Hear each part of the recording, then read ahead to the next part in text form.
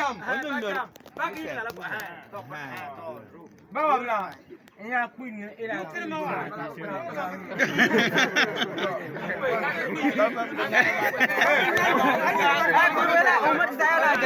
Itu baru bahas saya lah. Kira apa tu? Negara apa?